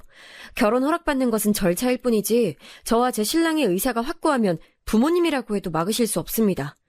저희 성인입니다. 아니 넌 또 어디서 이런 애를 데려왔어? 결혼도 전부터 이렇게 시부모 말에 말대꾸를 어떻게 이렇게... 시부모님은 금방이라도 뒷목을 잡고 넘어갈 것처럼 호들갑을 떠셨어요. 하지만 그것도 아들이 편을 들어줄 때나 효과가 있는 법이죠. 남편은 이미 저와 한참이나 부모님에 대해 상의를 한 뒤였고 부모님이 금방이라도 넘어갈 것처럼 난리를 떠는 걸 보면서도 무표정했어요. 남편이 물끄러미 시어머니를 바라보니까 시어머니가 움찔하면서 시끄럽게 떠드는 걸 멈추시더라고요. 부모님이 뭐라고 하시든 결혼할 겁니다. 그럼 합가하고 네 월급 지금처럼 그냥 우리한테 주면 된다. 다른 말 할 거 없어. 다른 말 할 거 없이 제 돈은 제 거고 제 인생도 제 겁니다. 시아버지의 호통에 남편이 단호하게 딱 잘라 말했어요. 사실 남편도 그렇게 물렁한 성격만은 아닌데 그간 뭐가 옳은지를 아예 모르고 있었던 거였거든요. 시아버지와 시어머니는 난생 처음 보는 남편의 모습에 너무 놀랐는지 말을 잃은 채로 쳐다보고 계셨고 전 속으로 만족스러워했죠. 시어머니와 시아버지는 아예 저와 남편이 설득의 여지가 없다는 사실을 알자 손을 떨면서 조금 있다가 의논하자고 하셨고 저와 남편은 의논할 일 없다고 매달 용돈은 저희가 정하는 만큼 드릴 거고 저희는 결혼할 거라고 하고 나와버렸어요. 그렇게 한 결혼이었어요. 시부모님은 그때 저희가 그렇게 말한 이후로 다시는 거기에 대해서 말씀을 하지 못하셨어요. 아마 평생 얌전하게 순종적이었던 아들이 난생 처음 대들었던 것이 충격이었는지도 모르겠어요. 하지만 그런 덕분에 저희는 합리적인 선에서 시부모님께 용돈을 드리고 저희 살림을 꾸려나갈 수가 있었어요. 남편의 월급은 많지도 적지도 않은 평균적인 수준이었기에 열심히 아끼고 모아서 정말 서울 외곽에 그럭저럭 낡고 작은 아파트를 사고 아이들을 키울 수가 있었죠. 겨울엔 난방 덜 틀려고 집안에서 두터운 스웨터를 입고 슬리퍼를 신고 지내는 생활이 아주 익숙했지요. 얘들아, 안 쓰는 방 불은 항상 끄고 다녀야 한다고 엄마가 말했지? 네, 엄마. 그리고 뜨거운 물 쪽으로 수도꼭지 해놓으면 안 돼. 그럼 안 쓸 때도 보일러가 돌아가. 저희는 아이들도 근검절약하는 생활을 익혀놓는 것이 좋다고 생각해서 어릴 때부터 그런 식으로 교육을 시켰어요. 하지만 아주버님네는 전혀 그런 생활과 거리가 멀었어요. 아주버님네는 아이들을 전부 조기 유학을 보냈는데 요즘 애들은 어려서부터 영어 공부시켜야 나중에도 잘할 수 있다면서 아이들 교육에 큰 열의를 보이지 않는 저희를 어리석다면서 비웃었어요. 아, 동서. 그런 식으로 애들 교육 어려서부터 엉망으로 시키면 나중에 후회해. 나중에 영어 한마디 못하는 애들을 대체 어디다 써? 형님, 그래도 저희 애들 책 열심히 읽어요. TV 안 보고 책 많이 보고 글도 잘 쓰고. 그게 요즘 무슨 상관이야. 영어 잘하고 미국 선진 문화도 배워와서 세련돼야지 행세를 하지. 요즘은 책 읽고 이런 거 다 소용없어. 고리타분하게 그게 뭔 소리야. 저희는 좀 어이가 없었지만 그냥 그러려니 했어요. 아이들 교육이야 부모들 권한이고 저희가 뭐라고 할 건 아니었으니까요. 다만 저희한테 어찌나 잘난 척을 하는지 사실 좀 속에서 열불이 날 때가 많기도 했긴 했어요. 조카들이니까 그냥 참고 있는 거지. 그 애들 사건 사고 칠 때 옆에 있던 저한테 전화해서 미주알 고주알 말하면서 자기가 죽겠다고 했던 걸 형님은 완전히 잊어버린 것 같더라고요. 이런 시댁이니까 요즘 사람들 같으면 다시는 안 본다고 하는 사람도 있었을지 몰라요. 하지만 저희는 좀 고지식한 부부라서 그래도 우리가 사람돌이는 꼭 해야 한다는 편이었지요. 하지만 아무리 생각해도 시부모님이나 아주버님네는 남편이나 저를 완벽한 호구로 아는 것 같더라고요. 어느 날이었어요. 그날은 한 달에 한 번 시댁에 가서 식사를 함께하는 날이어서 저희 부부가 가서 또 여러 가지 일을 봐드리고 있었지요. 전 당연히 식사 준비를 혼자 하고 있었고 남편은 여러 가지 보일러며 하수구며 손보고 있었어요. 그때 아주버님네가 시댁으로 들어왔죠. 그런데 들어오는 아주버님의 얼굴이 좀 어둡더라고요. 엄마, 아빠, 나 이번에 돈 좀 주셔야 돼요. 뭐, 돈? 왜 그러니? 또 뭐 문제 생겼니? 이번엔 문제가 좀 커요. 진짜 망하게 생겼어. 아니, 지난번에 돈 줘서 막은 거 아직 반년 안 되지 않았어? 아, 그거랑 다른 문제예요. 사업하면서 문제 생기는 거 당연하잖아. 시어머니의 물음에 아주버님이 날카롭게 말했어요. 시어머니는 화를 내기는커녕 오히려 기가 죽어서 목을 움츠렸고 시아버지가 걱정스럽게 물었죠. 아니 무슨 일이냐? 얼마나 필요하길래 그래? 2억이요. 뭐 2억? 예. 아빠 그 정도는 여유 있으시잖아요.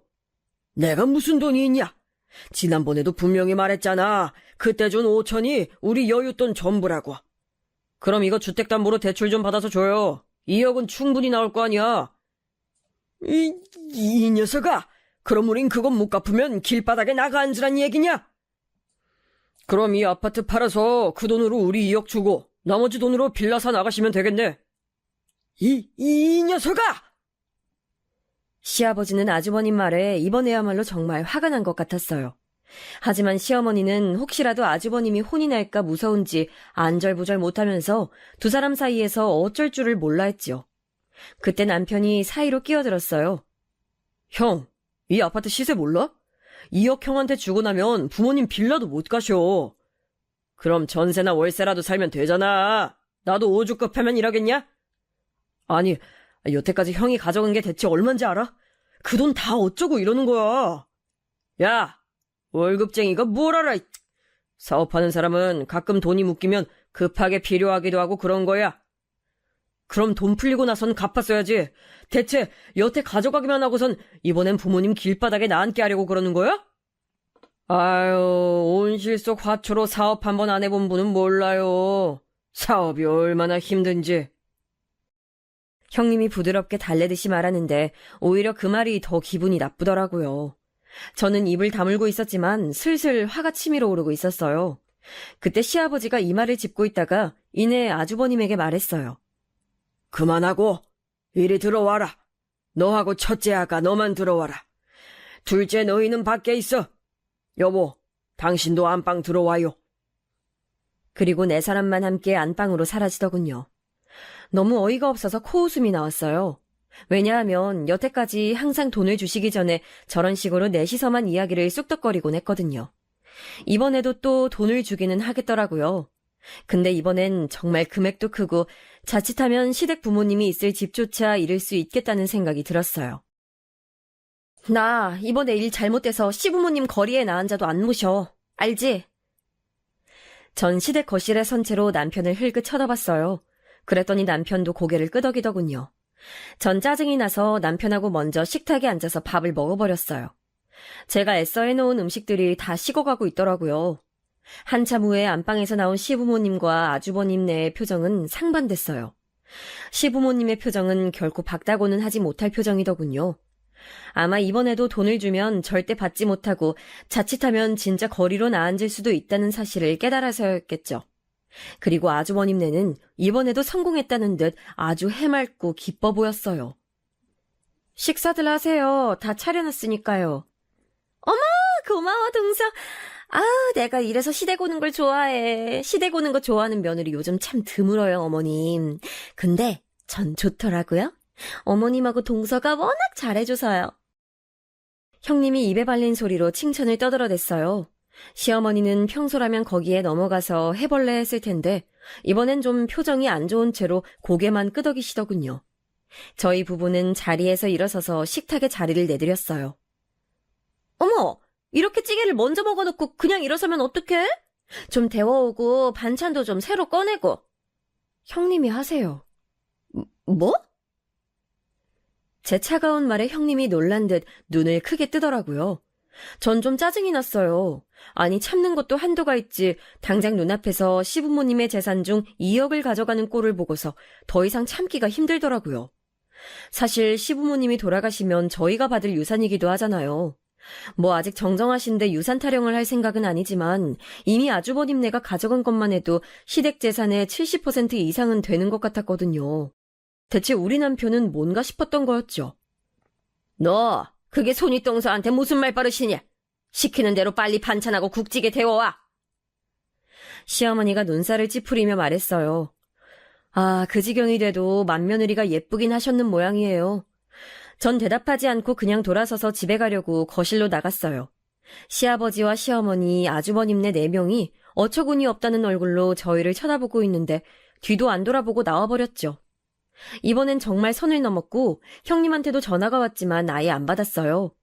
난생 처음 저와 남편이 동시에 반항 아닌 반항을 한 거였으니 어처구니도 없었겠죠. 전 그렇다고 이번엔 숙이고 들어갈 마음 같은 것도 없었기 때문에 당연히 그냥 무시를 했어요. 그래도 며칠이 지난 뒤에 처음으로 시어머니의 전화를 받았을 때 저는 말로 좋게 설명을 해보려고 애썼어요. 어머님, 제가 화가 나겠어요, 안 나겠어요. 아주버님네는 부모님한테 해야 하는 의무는 전혀 안 하면서 자기네가 하고 싶은 것만 하잖아요. 그게 너희가 무슨 상관이야? 내가 괜찮다는데. 어머님, 그만큼을 저희가 더 해야 하잖아요. 당연히 상관이 있죠. 그게 그리도 억울하던? 아우, 대체 가정교육을 어떻게 받아먹었길래 이 모양이야. 여태 너가 다른 건 다 못나고 잘못해도 시부모한테 순종적인 거 하나는 괜찮다고 여겼는데. 가정교육이요? 가정교육 운운하시는데 화가 확 나더라고요. 전 그래서 시어머니가 큰 소리로 떠드는 걸 얼마 더 듣다가 그냥 전화를 끊어버렸어요. 또 전화벨이 요란하게 울렸지만 또 무시를 했어요. 남편한테 얘기를 들어보니 남편한텐 시아버지가 그렇게 전화를 해서 난리를 쳤다고 하시더라고요. 저하고는 달리 남편은 이야기를 다 듣고 끝에만 저는 이제 더 그렇게 안 합니다를 반복하면서 튕겨냈대요.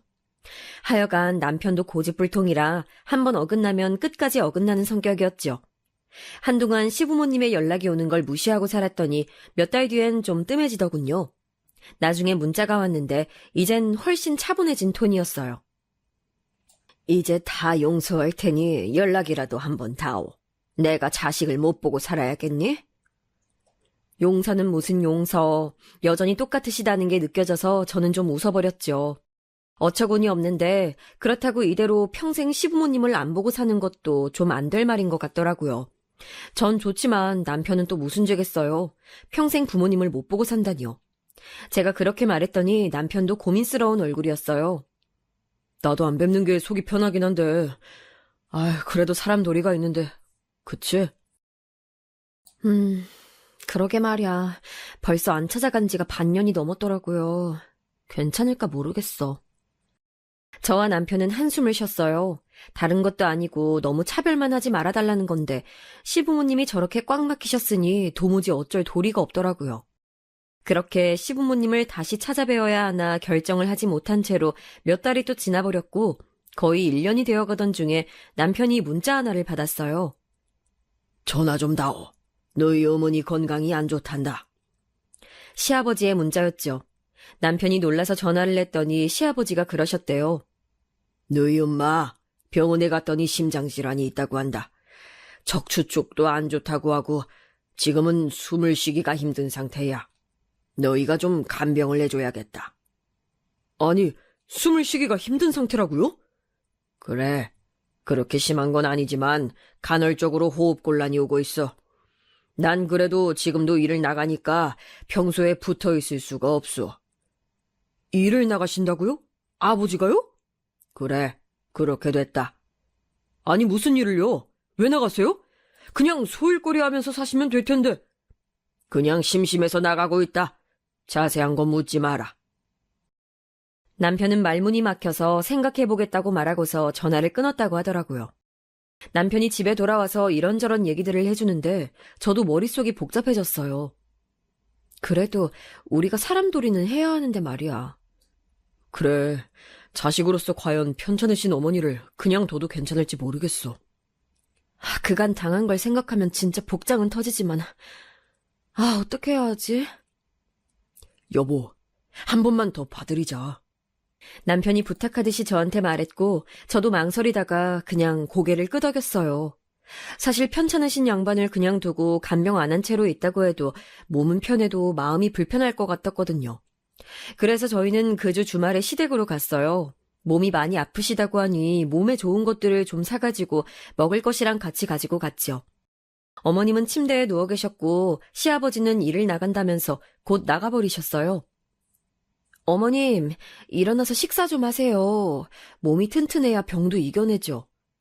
아유, 죽겠다. 정말 죽겠어. 머리가 아파 죽겠다. 숨도 못 쉬겠어. 많이 나쁘세요? 병원 가실래요? 됐다. 지금 와서 너희가 무슨 선심 쓰듯 간병을 하겠다고 온 거야. 너희가 그딴 식으로 나가버리고 나서 내 전화까지 무시해서 내가 화병이 도졌어. 이게 다 너희 때문이야. 시어머니는 저희한테 날카롭게 말씀하셨어요. 몸이 안 좋으시니까 저렇게 날카로워지실 수 있죠. 저희는 이해하기로 하고 그냥 별말 안 했어요. 시어머니도 말씀하시다가 호흡이 곤란해지니까 더 이상 말은 못 이으셨고요. 저희는 말없이 그 사이 엉망이 된 시댁을 치우고 음식을 해서 놨어요. 근데 시어머니는 숨을 몰아쉬면서 저희를 노려보다가 저한테 그러시더군요. 너 둘째, 오늘부터 매일 와라. 와서 청소하고 식사 준비해. 제가요? 그래. 이게 전부 너희 탓이니 당연히 너희가 책임져야지. 애비는 매일 나가서 일해야 하니 어쩔 수 없지만 넌 집에서 놀면 뭐하냐. 와서 일해라. 저희 애들은 어쩌고요, 어머님. 저희 집 살림도 있는데. 너희 애들은 이미 다 컸는데 뭘 챙겨? 핑계대지 마. 내가 네 나이 땐 시댁하고 내 살림 동시에 다 했어. 진짜 그땐 어이가 없더라고요. 아픈 분이니까 더 이상 말은 하지 말자 싶어서 애써 참고 문을 닫고 나왔는데 남편도 그 말을 다 들었는지 우라통이 터지는 얼굴로 거실에 앉아 있었어요. 남편은 대충 집안을 치우고서 곧장 다시 저를 데리고 집으로 돌아갔죠. 돌아가는 차 안에서 남편은 이상하다는 듯이 고개를 저었어요. 집이 너무 정리가 안 돼 있던데. 꼭 돌보는 사람 없는 것 같지 말이야. 우리 아버지 성격 때문이라도 그냥 두진 않으셨을 텐데. 그러게. 찬장에 식기들도 손 안 댄 지 오래되신 것 같았어. 좀 이상해. 아버지는 또 어머니 아프신데 왜 매일 나가는 일을 하신다는 거지? 혹시 여보, 아주버님네가 또 돈 요구한 거 아니야? 남편은 아무리 그래도 그럴 리가 있겠냐는 듯한 얼굴이 됐어요. 하지만 전 어쩐지 그게 맞는 것 같았죠. 생각해봐. 지난번에 2억 가져갔잖아. 그게 반년도 더 된 일이야. 그럼 또 돈 요구할 때가 되긴 됐단 말이야. 그거랑 아버지랑 무슨 상관인데? 이제 생활비로 쓰시던 목돈까지 다 주셔서 더 생활비로 쓸 돈도 없으신 거 아니야? 그러니까 일 나가시는 거고. 그럴지도 모르겠다. 남편하고 저는 그제야 일이 진행되는 상황을 알겠더라고요. 어처구니 없었는데 그래도 마지막 남은 양심과 마지막 남은 연민을 끌어모아서 시어머니 간병을 하기로 결정했어요. 남편은 저한테 면목 없다는 듯이 말하곤 했죠. 당신한테 항상 미안해. 에휴, 당신 아니었으면 내가 저 두 분 뵙지도 않았어. 당신이니까 내가 참고 산다 정말. 저희는 대충 상황은 짐작이 갔지만 그래도 남편의 부모님이신지라 간병을 그만두겠다는 말을 할 수가 없겠더라고요. 하지만 이게 저희의 마지막 인내심이었지요. 저나 남편이나 한 번만 더 시댁이나 아주버님이 이런 식으로 나오면 간병이고 뭐고 다시는 안 보고 살 마음이 점점 더 짙게 쌓이고 있었어요. 그리고 저희는 계속해서 시댁으로 시어머니 간병을 다녔죠.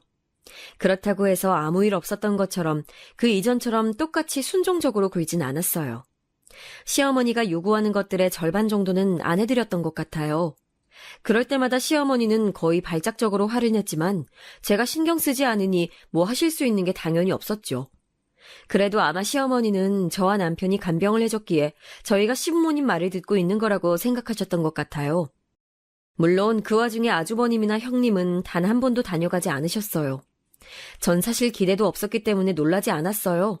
돈만 요구하는 파렴치한 사람들이 설마 병난 시어머니를 모실 리가 없었던 거였죠.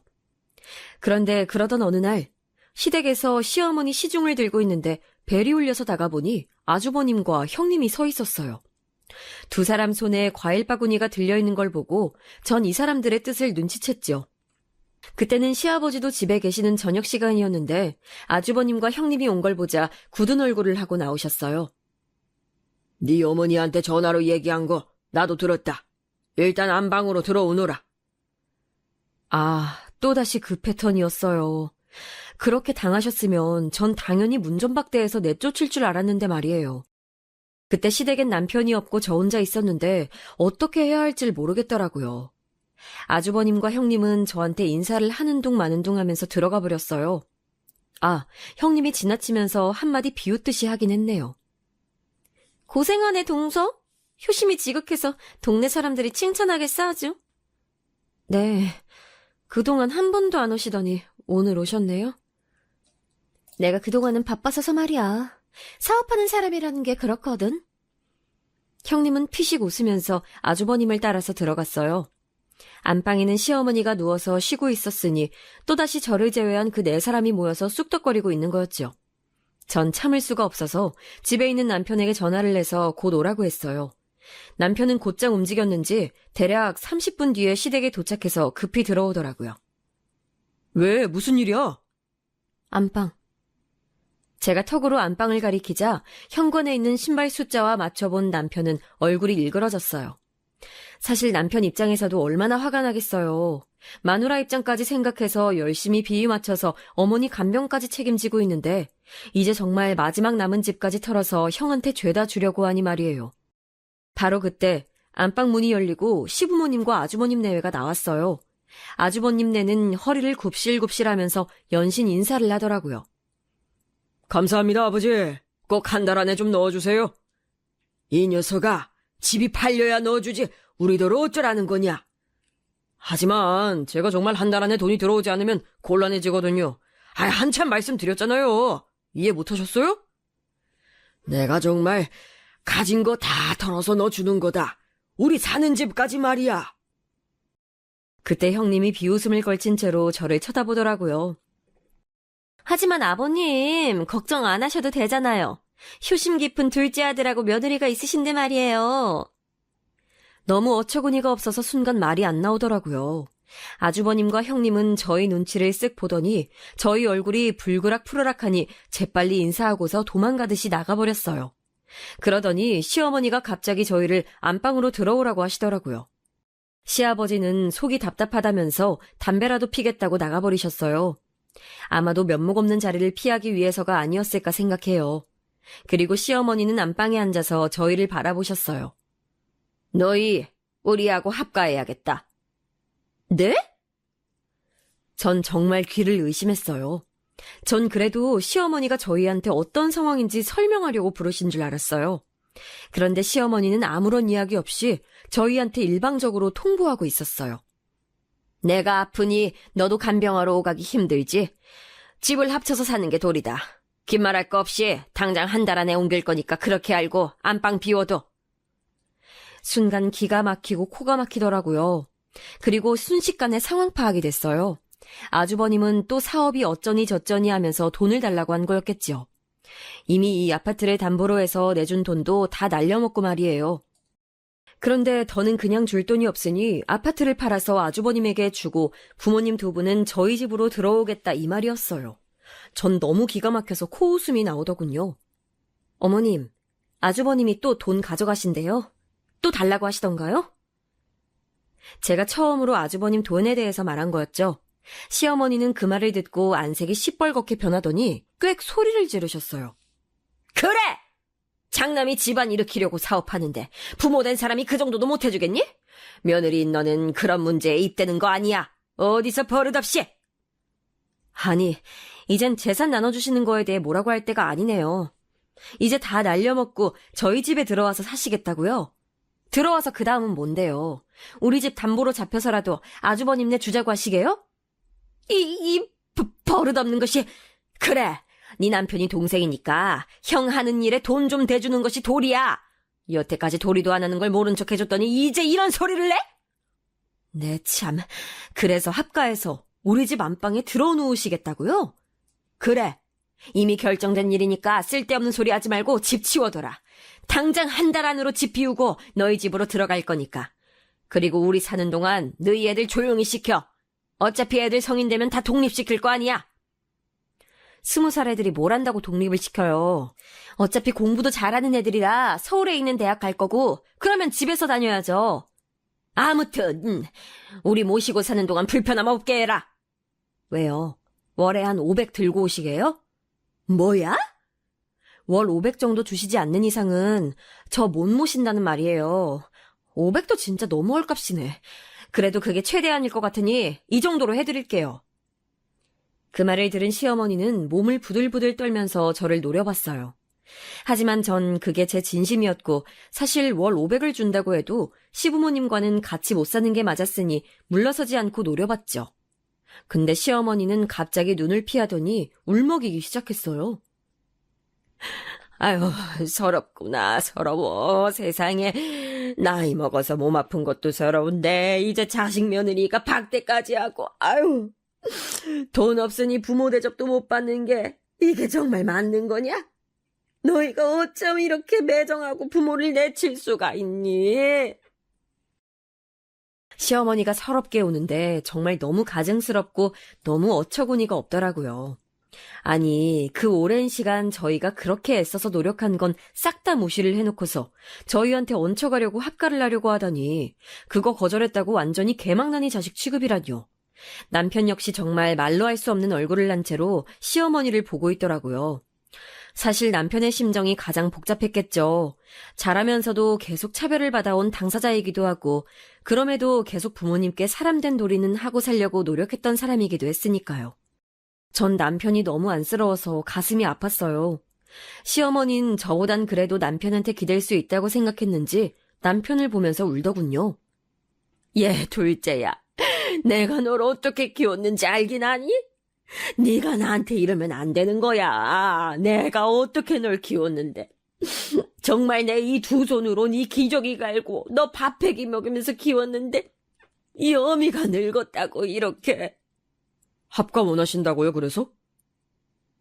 그래. 자식이 부모 모시고 사는 게 뭐가 문제야. 당연히 해야 할 일 아니었니? 왜 형이 안 모시고요? 꼭 장남이 부모를 모셔야 한다는 법이 어디 있니? 요즘 세상에 그런 건 없어. 지금 너희가 가장 상황이 좋으니까 같이 살자는 것뿐이야. 남편은 그 말에 헛웃음을 흘렸어요. 그러더니 차가운 얼굴이 돼서 시어머니를 노려보더라고요. 제발 우리 가족끼리 잘 살게 저희 좀 내버려 두세요. 정말 다시는 안 뵙고 싶네요. 뭐라고? 시어머니는 그동안 순종적이던 남편이 하는 말에 충격을 받은 듯 얼굴이 실룩거렸어요. 다시는 안 뵐 수 있게 어딘가 저 멀리로 꺼져주시라는 말씀이에요. 이 아파트 팔아서 형한테 줘서 어머니 아버지가 길거리에 나앉든 말든 저하고는 아무런 상관없는 일이니까요. 그걸 저한테 책임지라고 하지 마세요. 전 이제 할 만큼 했으니까. 남편은 저보다도 더 매몰찬 말투로 말하고 자리에서 일어섰어요. 시어머니는 너무 당황스러운지 남편의 바지가랑이를 붙들려고 했지만 남편은 몸을 피해버리고서는 저의 손을 잡고 곧장 시댁을 나와버렸어요. 저희는 집으로 와서 한참이나 둘이 속풀이를 했어요. 술을 사다가 까고 치킨을 배달시켜서는 둘이 그간 시부모님의 행동에 대해 미친 듯이 깠죠. 남편은 이제 완벽하게 정이 떨어져 버려서 더 이상은 부모님을 보지 않겠다고 말했어요. 전 그렇게 도리를 챙기던 남편이 저렇게 될 때까지 얼마나 많은 고민이 있었을까 안쓰러웠지만 우리 가정을 지키려고 하는 남편의 의지가 느껴져서 더욱이나 고맙기도 했죠. 그 후로 당연히 시부모님한테서 전화가 엄청나게 왔어요.